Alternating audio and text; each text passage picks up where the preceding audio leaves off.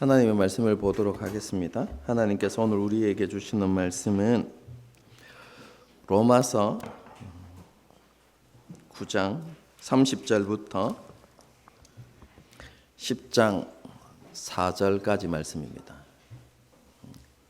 그런즉 우리가 무슨 말을 하리요? 의를 따르지 아니한 이방인들이 의를 얻었으니 곧 믿음에서 난 의요.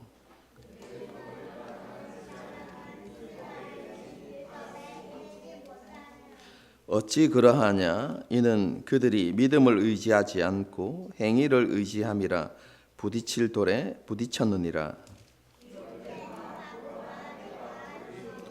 거치는 바위를 시온에 두노니 그를 믿는 자는 부끄러움을 당하지 아니하리라 함과 같으니라. 형제들아, 내 마음에 원하는 바와 하나님께 구하는 바는 이스라엘을 위함이니 곧 그들로 구원을 받게 함이라. 그들이 하나님께 열심히 있으나 올바른 지식을 따른 것이 아니니라. 하나님의 의를 모르고 자기 의를 세우려고 힘써 하나님의 의에 복종하지 아니하였느니라. 그리스도는 모든 믿는 자에게 의를 이루기 위하여 율법의 마침이 되시니라. 아멘. 지난 시간에 우리는 하나님께서는 자신의 성품을 따라 행하시는 분이시다 라는 사실에 대해서 생각해 보았습니다. 뒤집어서 이야기하면 하나님께서는 자신의 성품에 어긋나는 일을 하시지 않으시는 분이시다 라는 말씀이죠. 하나님께서는 사랑과 자비와 긍휼을 베푸시고 선과 의를 행하시고 공정과 공평함으로 그리고 진실하고 성실함으로 일하시는 분이십니다. 죄와 악에 대해서는 공의를 행하시는 분이시지만 죄인들을 오래 참으시는 분이시고 그를 긍휼히 여기시는 분이십니다. 이렇게 하나님께서는 자신의 성품을 따라 행하십니다. 그리고 그 모든 것을 통해서 하나님의 뜻과 계획을 성취하시는 분이시다라는 사실을 우리가 살펴보았죠. 출애굽에서 그렇게 일하시는 하나님의 모습을 볼 수 있습니다. 하나님께서 이스라엘 백성들에게는 자비와 긍휼을 베푸셨습니다. 하지만 바로에게는 하나님의 공의를 나타내셨죠. 하나님께서는 자신의 성품을 따라서 그렇게 행하시면서 하나님의 크신 능력과 영광을 드러내셨습니다. 이스라엘과 열방 가운데 하나님이 어떤 분이신지를 분명히 나타내신 것이죠. 이스라엘과 모든 열방이 하나님의 크심을 알게 하셨고 이스라엘의 하나님이 온 세상의 주인이심을 깨닫게 하신 것이죠. 그래서 하나님을 알지 못했던 나라와 민족이 하나님을 알고 하나님께 돌아오게 하는 하나님의 뜻과 계획을 이루신 것이다. 제가 이렇게 말씀을 드렸죠. 비록 부분적이긴 하지만 아브라함에게 주셨던 그 약속을 성취하신 일이다라고 지난 시간에 그렇게 말씀을 드렸습니다. 온 세상을 향한 하나님의 뜻은요. 그들을 완악하게 해서 멸망시키는 것이 아닙니다. 하나님께서는 모든 것 그리고 모든 사람에게 긍휼을 베푸셔서 한 사람이라도 더 많은 사람이 구원에 이르게 하시길 하나님께서 간절히 원하시고 그렇게 일하고 계십니다. 절대 주권자이시며 사랑이시며 선하신 하나님께서는 모든 사람이 진리를 깨닫고 구원에 이르기를 간절히 원하시는 것이죠. 그 일을 위해서 예수님을 이 땅에 보내주셨고 그리고 그 일을 이루시기 위해서 지금까지 쉬지 않으시고 일하시는 하나님이십니다. 그리고 그 하나님의 일을 위해서 성취하기 위해서 우리를 불러주셨죠. 우리는 은혜로 우리를 불러주신 그 하나님의 마음이 어떠한지를 깨닫고 살아가야만 합니다. 하나님을 알지 못하고 방황하는 그 영혼들을 정말로 안타깝게 여기시고 그들로 인하여서 마음에 큰 고통을 가지신 그 하나님의 마음을 우리가 알아야만 하고, 우리에게 큰 은혜를 주신, 구원의 은혜를 주신 하나님께 감사하면서 그 하나님의 일과 하나님의 열심에 함께 동참하는 저와 여러분이 될 수 있어야 하는 것이죠.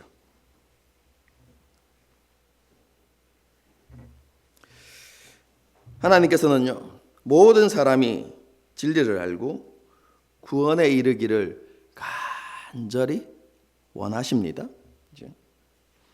그런데 하나님께서 선택하시고 부르셨던 유대인들이 왜 복음을 거절하고 구원에 이르지 못했을까요? 그 이유가 무엇이겠습니까?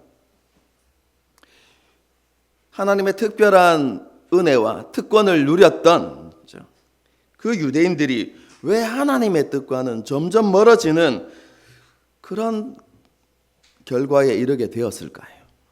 이유가 무엇입니까? 유대인에게 열심과 갈망이 없었기 때문일까요? 여러분, 그렇지 않습니다. 유대인들에게는요, 특별한 열심과 특별한 갈망이 있었어요. 유대인들은 하나님께서 약속하신 메시아를 기다리고 기다렸습니다. 예수님 당시에도 마찬가지였습니다. 여러분, 그 당시에 실제로 있었던 일들이 무엇이냐면 메시아처럼 보이는 사람이 등장할 때마다 이스라엘 사회가 요동쳤다는 것입니다. 그 사람을 중심으로 사람들이 모이고 그 사람의 가르침을 따르는 일들이 종종 일어났습니다. 세례 요한 때도 마찬가지이죠. 세례 요한을 통해서 하나님의 말씀이 선포될 때 이스라엘 백성들이 세례 요한의 말씀에 귀를 기울였고 심중에 무엇이라고 생각했습니까? 혹시 그가 하나님께서 보내신 메시아가 아닐까라는 생각하는 사람들이, 그런 생각을 가진 사람들이 많이 있었죠. 그래서 많은 사람들이 세례 요한에게 나와왔고 세례 요한의 제자가 되었습니다. 그리고 그 영향력은 굉장했습니다. 그 영향력이 언제까지 남아있죠? 여러분, 사도행전을 읽어보시면요, 예수님께서 승천하시고 그리고 마가다락방에 오순절의 역사가 일어난 그 이후에도 한참 후에까지 그 세례 요한의 영향력이 남아있습니다.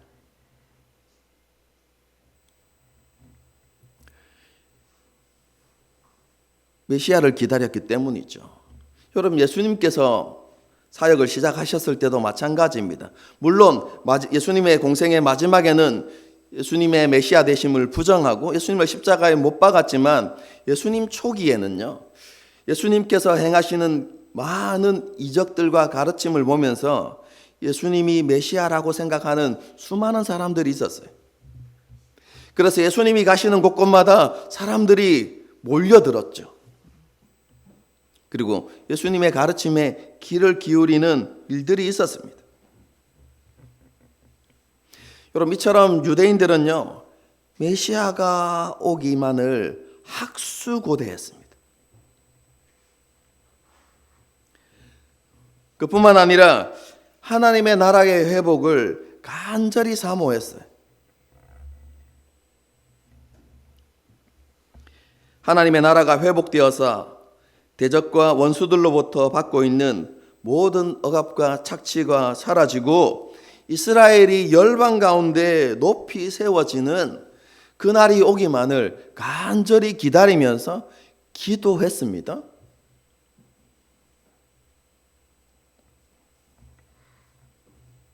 그리고 이러한 기대는요, 막연한 기대가 아니었어요. 이스라엘 백성들은 구약의 말씀을 근거로 그 말씀을 붙들고 기도했습니다. 하나님께서 구약 시대에 많은 선지자들을 보내주시고 회복에 대한 약속의 말씀을 주셨는데 그 말씀을 붙들고 유대인들은 기대하고 그렇죠? 기도하고 있었어요. 여러분 대표적인 말씀이 지난주 통독 본문에 있었습니다. 그렇죠? 이사야서 62장 말씀이죠. 제가 읽어드리겠습니다.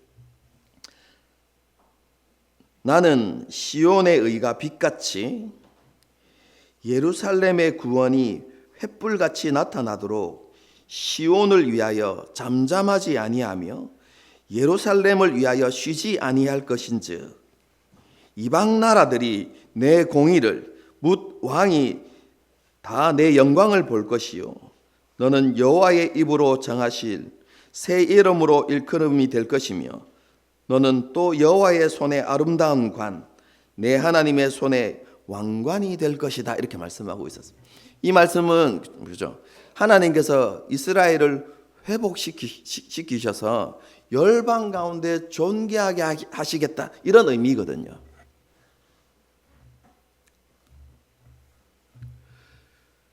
구약에 그 당시 예수님 당시 많은 유대인들이 이런 회복에 대한 말씀을 붙들었고 기대했고 그리고 그것이 이루어지기를 간절히 기도했습니다. 성전에 모여서 예배 드릴 때마다 그럼 성전 마당에서 이스라엘 백성들이 그것을 위해서 간절히 기도했습니다. 그런 열망들이 유대인들에게 있었어요. 메시아에 대한 고대도 있었고 심지어 유대인들에게는 율법을 향한 열심도 있었습니다. 여러분 특히 바리새인들은 더 했죠. 유대인들은요 자신들이 열방의 조롱거리가 되어서 핍박과 억압 가운데서 살아가는 이유를 어디에서 찾았냐면 율법에서 찾았습니다. 특별히 신명기 28장과 같은 말씀을 보게 되어지면 하나님께서 이스라엘 백성들에게 고난과 어려움을 주시는 이유, 그들에게 하나님의 진노와 심판을 내리시는 이유가 무엇이라고 기록되어 있습니까? 하나님의 율법을 버리고 그들이 불순종할 때 그러한 하나님의 진노가 있을 것이라는 그러한 말씀들을 가지고 왜 우리가 지금 로마의 압제 가운데서 살아가는가? 그 질문에 대해서 이렇게 답을 내렸습니다. 우리가 하나님의 율법을 버렸기 때문이다. 하나님의 율법에 온전히 순종하지 못했기 때문에 우리가 이러한 진노 가운데서 고난 가운데서 살아가게 되었다. 이런 결론을 내렸죠. 그러면 우리가 어떻게 다시 회복할 것인가? 라고 이렇게 생각했을 때 율법에 근거해서 하나님께서 율법을 온전히 지키면 복에 복을 더하실 것이라고 그렇게 말씀하셨죠. 그 말씀에 근거해서 이스라엘 백성들은 그 당시 유대인들은요 율법을 지키는 일에 열심을 내었습니다. 율법을 온전히 지키게 되어질 때 하나님이 주시는 회복과 은혜와 복이 있을 것이라고 그들이 생각했던 것이죠.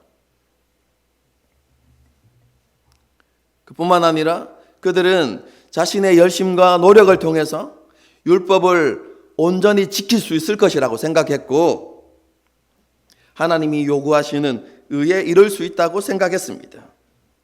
그리고 그렇게 되어지면 하나님의 나라가 다시 회복되어질 것이고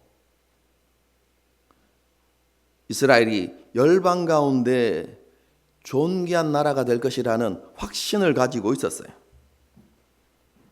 그래서 바리새인을 중심으로 한 유대인들이 율법을 힘써서 쫓았습니다. 율법은 유대인들의 자랑이고 긍지였기 때문에 율법을 사랑하고 율법을 추구하는 삶을 살았던 것이죠.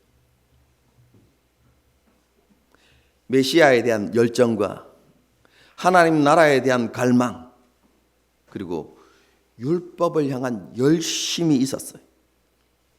그런데 그런 유대인이 하나님의 의에 이르지 못했고 반대로 율법도 없었고 하나님이 요구하시는 바가 무엇인지 알지도 못했고 의를 추구하지 않았던 이방인들이 뜻밖의 거죠. 하나님의 의를 얻게 되는 일들이 생겨난 것이죠. 왜 그렇게 되었습니까? 32절의 말씀을 보게 되어지면 유대인들이 믿음을 의지하지 않고 행위를 의지했기 때문이다 라고 그렇게 기록하고 있습니다. 믿음을 통해 주시는 하나님의 의를 거부하고 율법의 행위를 통해서 의를 얻으려고 했기 때문에 그들이 그런 실패의 자리에 이를 수밖에 없었다라고 말씀하고 있는 것이죠. 이런 유대인의 잘못된 선택에 대해서 사도 바울은 이사야의 말씀을 통해서 설명합니다. 33절의 말씀이죠. 기록된 바 보라 내가 걸림돌과 거치는 바위를 시온에 두노니 그를 믿는 자는 부끄러움을 당하지 아니하리라 함과 같으니라 이렇게 되어 있습니다. 이 말씀은 국가적 위기 앞에 놓여 있었던 남유다에게 주셨던 하나님의 말씀입니다. 남쪽으로는 애굽, 그리고 북쪽으로는 아수르의 위협이 있었어요. 그들의 침략이 눈앞에 다가오고 있었고, 그래서 이스라엘 민족 자체, 남유다 자체가 큰 위기 가운데 놓여 있을 때였어요. 여러분, 그때 남유다는 어떻게 그 위기를 극복하려고 했을까요? 하나님이 아니라 인간적인 수단과 방법을 통해서 그 위기를 극복하려고 했습니다. 자신과 함께 협력해 줄 이웃 나라들을 찾고 그 이웃 나라들의 힘을, 도움을 얻어서 그 국가적인 위기를 극복하려고 했죠. 여러분, 그런데 하나님의 말씀이 그들에게 걸림돌이 되었습니다. 하나님께서 뭐라고 말씀하셨습니까? 너희는 사람의 방법을 의지하지 말라 이렇게 말씀하셨던 것이죠. 너희가 이 위기를 벗어나기 위하여서 이웃 나라를 찾아가지 말라고 말씀하셨습니다.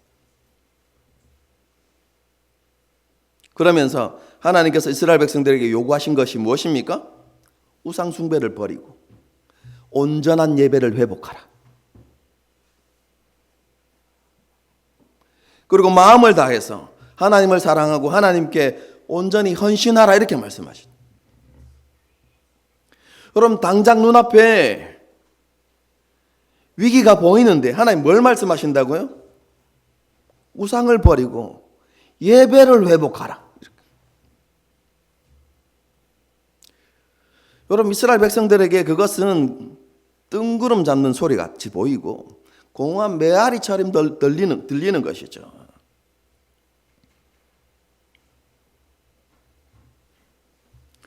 여러분, 그 말씀이 이스라엘 백성들에게 뭐가 되었다고요? 걸림돌이 된 것이죠. 더 정확하게 얘기하면 하나님이라는 존재 자체가 이스라엘 백성들에게 큰 장애물이 되었던 것입니다. 그런데 결국 남유다는 하나님의 말씀을 믿지 않았고 하나님을 신뢰하는 일을 거부했죠. 그래서 멸망의 길을 가게 되었습니다. 그때와 같은 일들이 유대인들에게 일어나고 있다는 것입니다. 유대인들에게도 걸림돌이 하나 생겼습니다. 그 걸림돌이 누구이십니까? 예수님이십니다.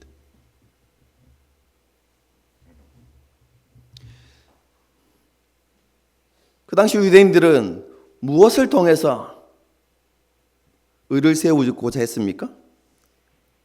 율법의 행위를 통해서 자신의 노력과 자신의 힘과 자신의 지혜를 통해서, 인간적인 노력을 통해서, 행위를 통해서 의에 이르려고 그렇게 발버둥 치고 있는데 예수님이 오셔서 말씀하시는 것입니다. 그것으로는 하나님의 의에 이를 수 없다. 오직 믿음으로만 하나님께서 요구하시는 의에 이룰 수 있다라고 그렇게 선포하셨던 것입니다.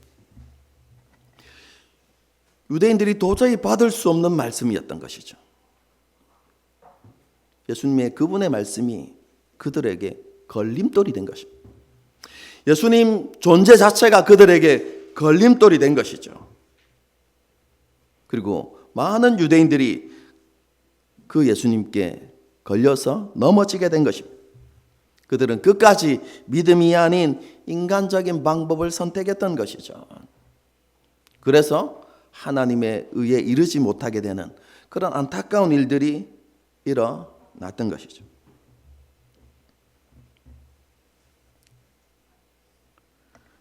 아까도 말씀드렸던 것지만 유대인들에게 하나님을 향한 열심이 없는 것이 아니었습니다. 그들에게 하나님을 향한 열심이 있었어요. 그럼 그런 열심을 잘 보여주는 대표적인 예가 사도 바울 아닙니까? 다메섹 도상에서 예수님을 만나기 전에 사도 바울의 모습이 그러했죠. 그가 하나님을 향한 특심을 가지고 어떤 일을 행했습니까? 교회를 핍박했죠.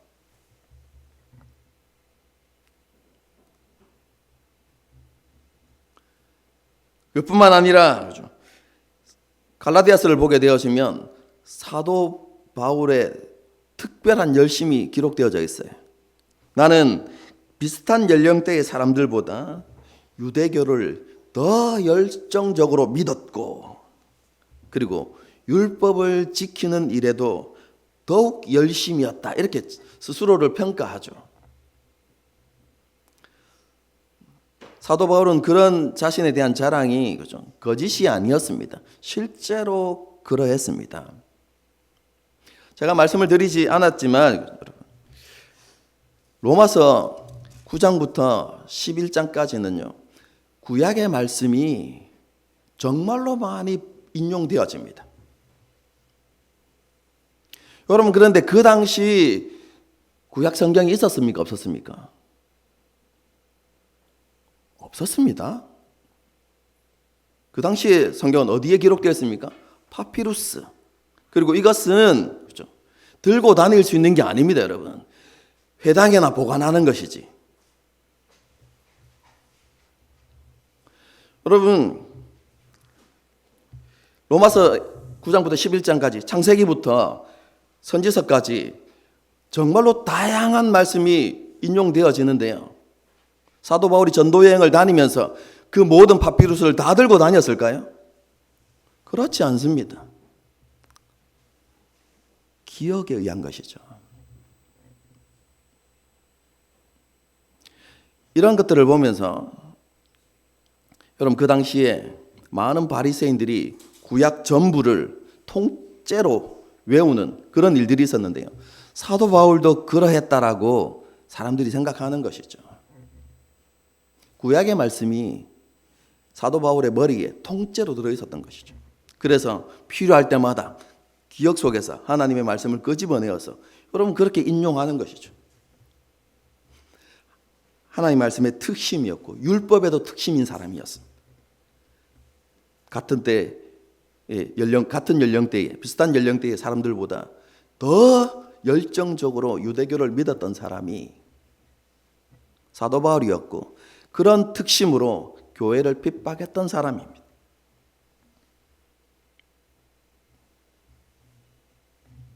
그런데 그런 열심이 예수님을 만나고 난 이후에 배설물과 같아 이렇게 고백하죠.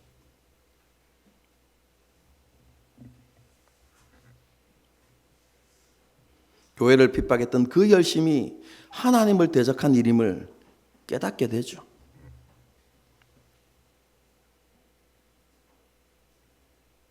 사도 바울이 왜 그런 일을 했을까요? 이유는 단순합니다. 그 열심이 바른 지식 위에 세워지지 않았기 때문입니다. 유대인들도 마찬가지입니다. 하나님을 향한, 율법을 향한, 하나님 나라를 향한, 메시아를 향한 열심이 있었지만 그들이 하나님께서 주시는 의에 이르지 못했던 이유는 그들이 바른 지식을 쫓지 않았기 때문에 그런 것입니다.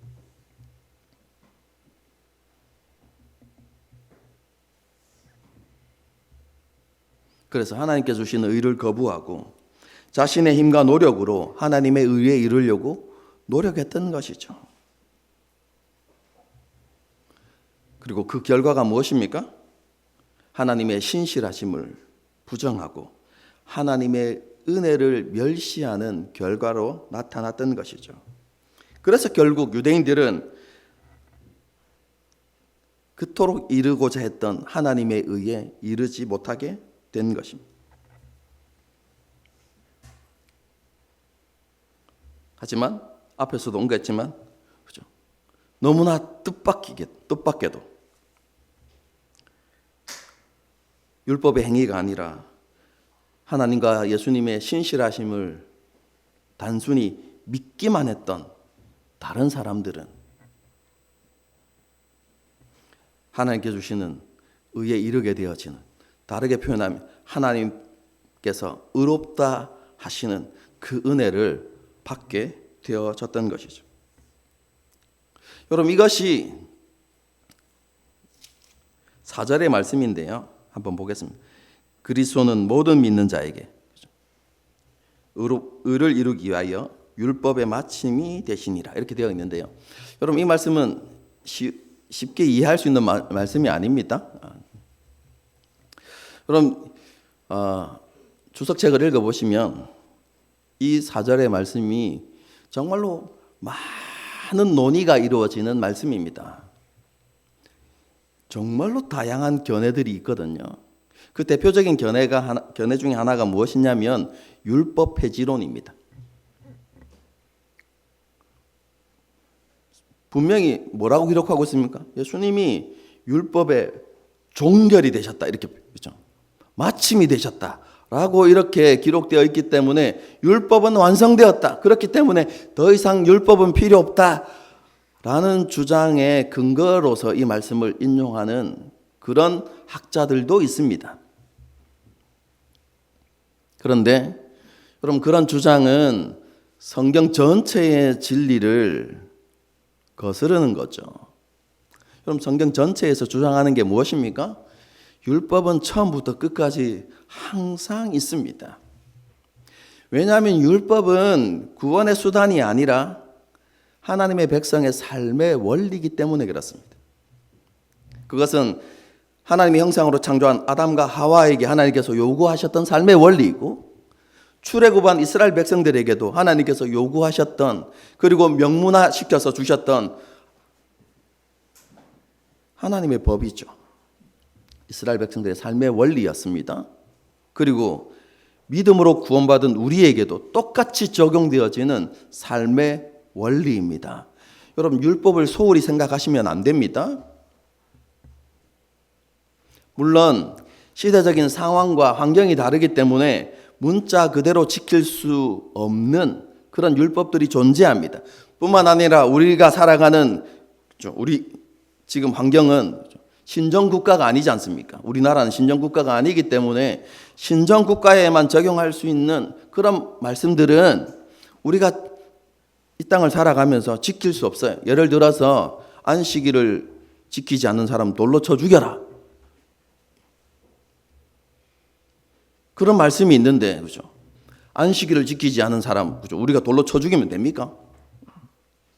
그럴 수 없어요, 그죠? 문자 그대로는 지킬 수 없습니다. 하지만 그 율법이 가르치는 율법의 정신과 삶의 원리가 무엇인지를 분명하게 이해하고 그것들을 지켜나가야만 합니다. 그럼 그것이 우리에게 책임이고 의무입니다. 그리고 그 원리를 예수님께서 정확하게 풀어서 우리에게 설명해 주셨죠. 매우 간단하고 심플하게, 매우 간단하게, 명료하게. 그게 무엇입니까? 하나님 사랑, 이웃 사랑. 이렇게 설명해 주셨죠. 여러분, 그렇기 때문에 예수님께서 율법의 마침이 되셨다는 것을 율법이 폐기되었다 이런 식으로 이해할 수는 없는 것이죠. 여러분, 그 외에도 다른 견해들이 있는데요. 시간이 없어서 다 소개시켜 드릴 수는 없고, 문맥과 가장 잘 맞는 바른 해석이라고 생각되어지는 것은 무엇이냐면, 이 마침을 결승점으로 이렇게 이해하는 것입니다.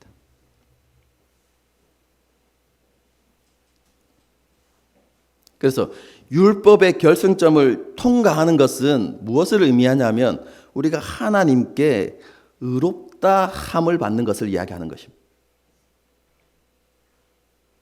여러분, 하나님께서 율법을 주신 이유들을 잘 생각해 보십시오. 율법은 우리를 통제하고 억압하고 가두기 위해서 하나님께서 우리에게 주신 것이 아니다고 제가 누누이 말씀드렸죠.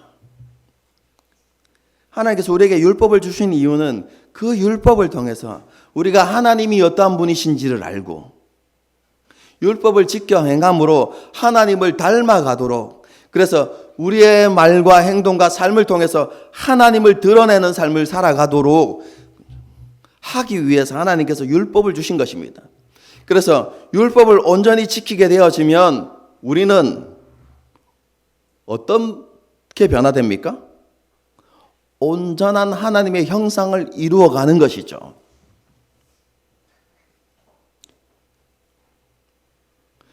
여러분, 그것이 하나님 앞에 의롭다함을 받는다는 것의 모습입니다. 그래서 우리가 율법을 통해서, 그렇죠, 최종적으로 다다라야 하는 그 목표점이 무엇입니까? 결승점이 무엇입니까? 하나님 앞에 의롭다 인정함을 받는 것이죠. 그런데 유대인들은 어땠다는 것입니까? 열심히 그 결승점을 향해서 달려갔는데 믿음이 아니라 행위를 의지하였기 때문에 그 결승점을 통과하지 못했다는 것입니다. 하나님께 의롭다함을 받지 못했다는 것이죠. 여러분, 그런데 우리와 같은 이방인들은 어떻습니까? 우리는 그것을 향해서 달려가지 않았는데, 그것을 추구하지 않았는데 하나님께서 우리에게 은혜를 베풀어 주셨고, 우리는 믿음을 통해서, 예수 그리스도를 믿음으로 통해서, 그렇죠, 하나님의 은혜로 그 결승점을 통과하게 되었다는 것이죠. 의롭다 하심을 얻게 되었다는 것입니다. 앞에서 설명한 내용을 그렇게, 그렇죠, 요약하고 있는 것이죠. 많은 유대인들이 율법의 결승점에 다다르지 못한 것은요, 앞에서도 말씀했던 것처럼 열심이 없었기 때문이 아닙니다. 그들이 올바른 지식을 따르지 않았기 때문에 그렇습니다. 오해하지 마십시오. 하나님을 향한 열심이 필요 없다는 말이 아닙니다. 하나님을 향한 열심이 있어야만 합니다. 하나님께서는 그것을 귀하게 여기십니다. 여러분, 비느하스를 한번 생각해 보십시오. 이스라엘 백성들이 미디안의 깸에 빠져서 우상 숭배하고, 그렇죠, 그렇게 죄악을 행하고 있을 때 하나님께서 진노하셨잖아요. 여러분, 그래서 이스라엘 진영 가운데 하나님께서 전염병을 보내십니다. 그래서 많은 사람들이 전염병으로 죽어가고 있는데 그 전염병을 그치게 한 사람이 누구입니까? 비느하스입니다. 죄악을 행하는 그 사람을 쫓아가서 창으로 찔러 죽이죠.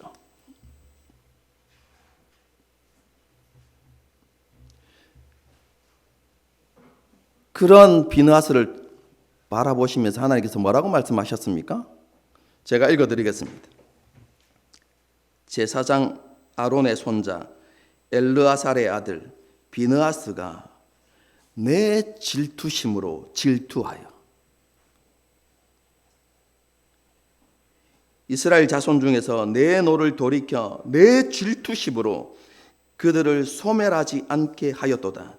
그러므로 말하노라, 내가 그에게 내 평화의 언약을 주리니 그와 그의 후손에게 영원한 제사장 직분의 언약이라. 이렇게 되어 있습니다. 하나님을 향한 그 특심을 하나님께서 귀하게 보시고 비느하스에게 복을 주시는데 어떤 복을 주십니까?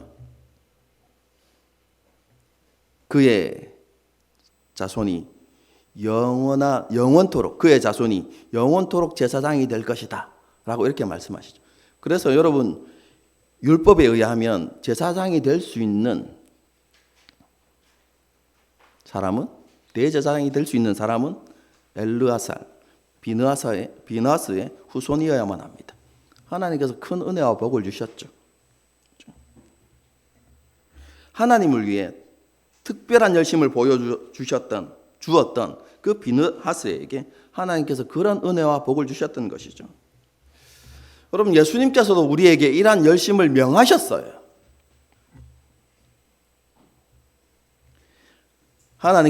예수님께서 우리에게 그냥 너희가 하나님을 사랑하는 삶을 살아라 이렇게 말씀하시지 않았어요. 너희가 하나님을 사랑하되 어떻게 사랑하라고 하셨습니까? 마음을 다하고 힘을 다하고 뜻을 다하여, 혹은 다른 번역에서는 목숨을 다하여 주 너의 하나님을 사랑하라 이렇게 되어 있죠.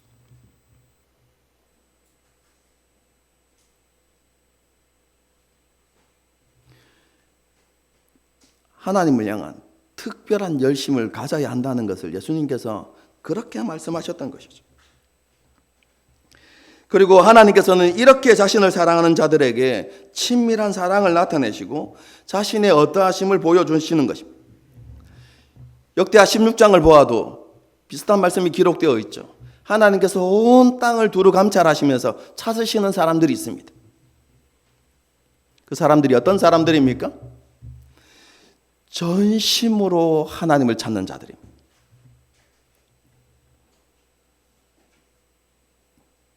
하나님을 향한 열심을 가지고 하나님을 찾는 자들을 하나님께서 찾으시죠. 그리고 그 사람들에게 하나님께서 어떤 일을 행하십니까? 자신의 능력을 베푸신다. 이렇게 말씀하고 있죠.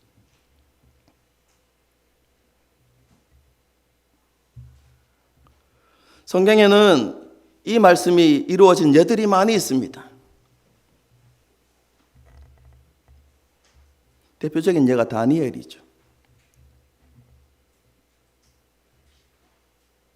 여러분, 그 시대에 수많은 사람들이 있었지만 하나님께서 자신의 능력을 보여주신 사람은 극소수였죠. 그 사람들이 누구입니까?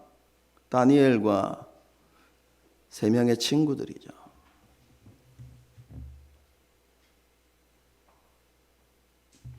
전심으로 하나님을 찾았던 그들을 풀무 불 가운데서도 건지시고 굶주린 사자의 입에서도 구원하시는 그 하나님의 능력을 보여주셨죠.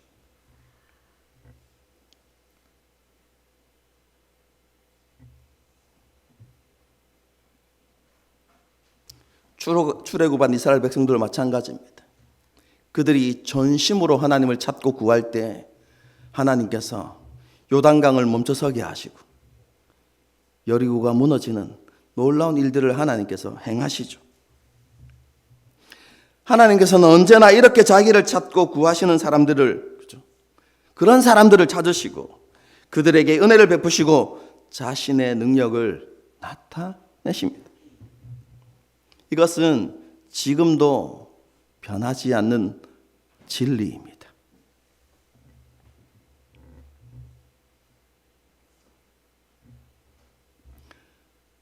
우리에게 이러한 하나님을 향한 열심이 회복되어져야만 합니다. 하나님을 사랑하되 마음을 다하고 힘을 다하고 뜻을 다하여서 하나님을 사랑해야 하는 것입니다. 하지만 또 한 가지 알아야 되는 것은 모든 열심이 하나님께 합당한 것이 아니라는 사실입니다.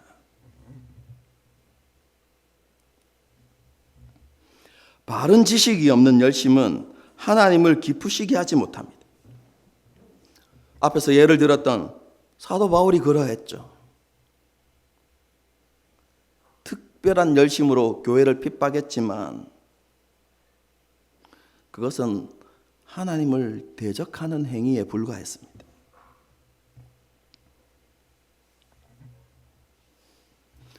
사울 왕을 한번 생각해 보십시오. 아말렉과의 전쟁에서 힘을 다해서 싸웠습니다. 큰 승리를 거두죠. 그리고 아말렉 백성들이 기르고 있었던 짐승들 가운데 살찌고 좋은 짐승들은 살려서 데려옵니다. 좋은 목적이 있었습니다. 이것을 하나님께 제물로 드리면 하나님께서 기뻐하실 것이다. 그런 짐승들을 가지고 돌아옵니다. 그때 하나님께서 사무엘 선지자를 통해서 뭐라고 말씀하십니까? 네가 하나님의 말씀을 버렸기에 나도 너를 버릴 것이다. 이렇게 말씀하시죠. 왜요? 하나님의 말씀은 아말렉 족속뿐만 아니라 그에게 속한 모든 것을 진멸하라고 말씀하셨어요.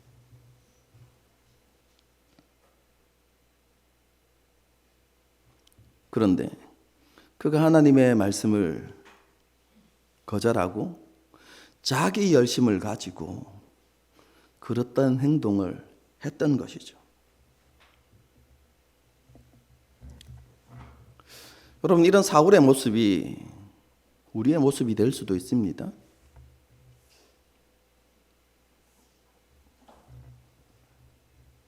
오랫동안 신앙생활한 성도들이라면 누구나 하나님의 영광에 대해서 이야기하죠. 그리고 하나님을 기쁘시게 하는 일에 대해서 생각하지 않는 그런 그리스도인들은 많이 없습니다. 여러분, 그런데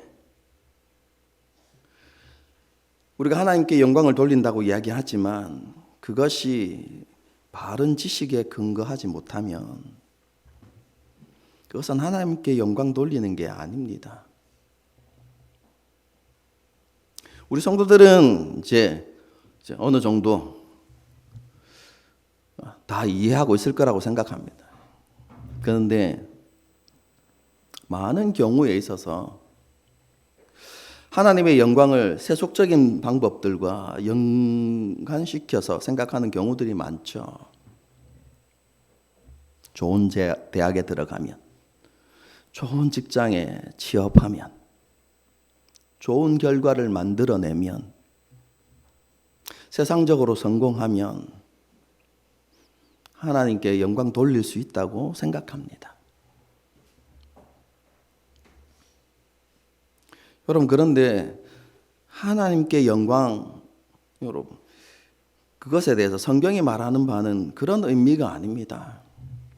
시간이 없어서 다 설명하지 못하지만 여러분, 하나님의 영광, 하나님께 영광 돌린다는 것은 한마디로 딱 정의하면 하나님을 기뻐하고 즐거워하는 것을 이야기하는 것입니다.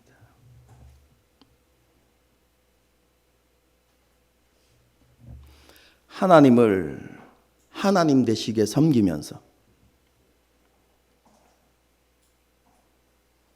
그 하나님을 나의 기쁨으로 삼고 하나님을 즐거워하며 살아가면서 그 하나님을 우리의 삶 가운데 드러내는 것. 여러분, 그것이 하나님께 영광이라는 표현의 핵심입니다.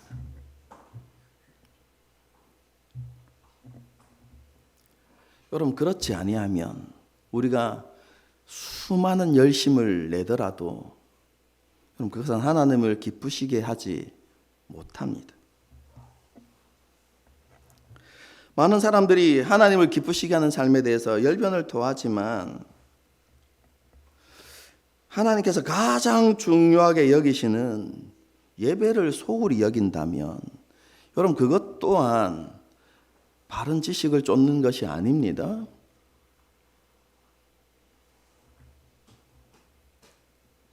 주의를 잘 지키지만 마음을 다하고 힘을 다하여서 예배드리지 않는 것, 열심히 헌금 생활과 봉사 생활을 하지만 하나님에 대한 사랑과 감사가 빠진 것.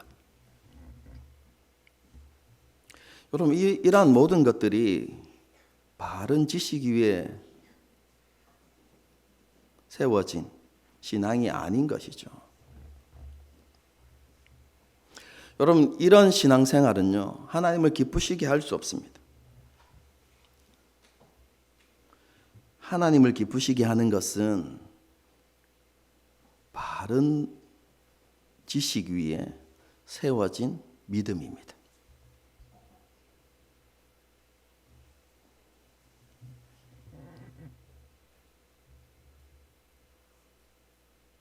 그래서 많은 선지자들이 뭘 이야기합니까?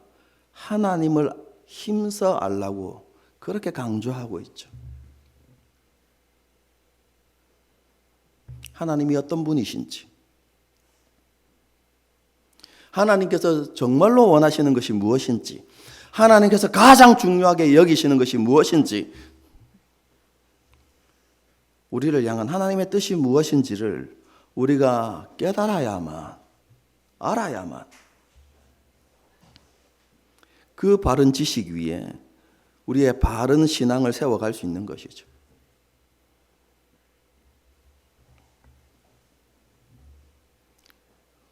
내 방식과 내 생각으로 하나님을 섬기는 것이 아닙니다. 하나님께서 말씀하신 방법으로, 하나님께서 원하시는 대로 우리가 하나님을 섬겨야 하는 것이죠. 여러분, 그것이 10계명 가운데 2계명이 우리에게 말하는 것입니다.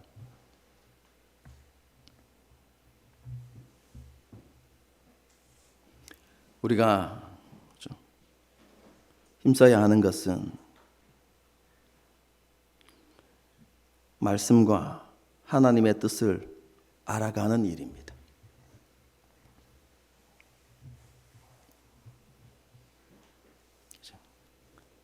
그것을 통해서 우리의 믿음들이 올바르게 세워져 갈 수 있는 것이죠. 우리의 모습이 그렇게 되어지길 바랍니다. 하나님을 섬기되 열심을 가지고 하나님을 섬겨야 하고, 그리고 그 열심이 바른 지식 위에 세워져야 하는 것이죠. 우리 모두가 이러한 믿음을 회복해서 정말로 하나님을 기쁘시게 하고 하나님을 영화롭게 할 수 있기를 바랍니다. 그래서 우리의 삶에 하나님의 어떠하심이 드러나고 하나님의 능력이 드러나는 그런 일들이 일어날 수 있기를, 다르게 표현하면 하나님의 나라를 누려가는 저와 여러분이 될 수 있기를 주님의 이름으로 축복합니다. 함께 찬양하고 기도하는 시간을 갖도록 하겠습니다.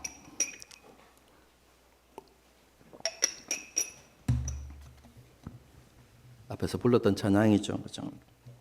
말씀하시면 이란 찬양입니다.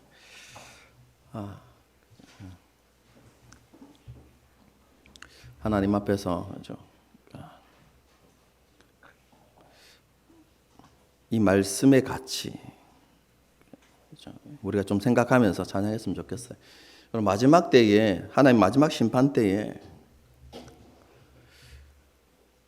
우리가 말씀을 어떻게 대했느냐에 따라서 우리가 책임을 져야 합니다.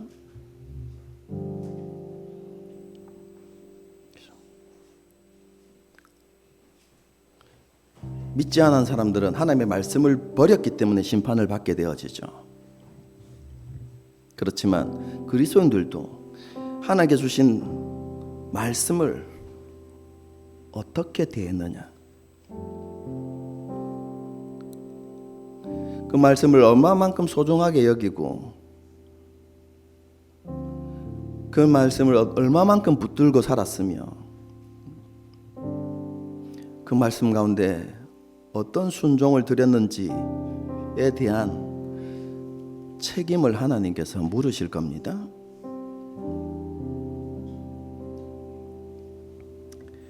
우리가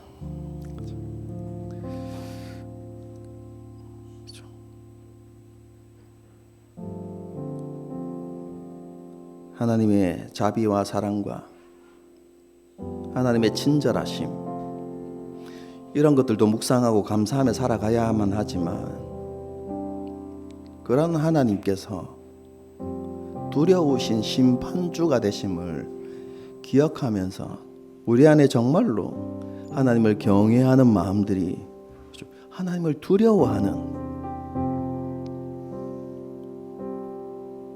그런 마음들도 우리 안에 회복되어져야 하는 것이죠. 우리 이 시간에 하나님 그런 마음을 우리에게 허락해 주십시오 라는 소망들을 가지고 함께 찬양하고 기도하는 시간을 갖도록 하겠습니다.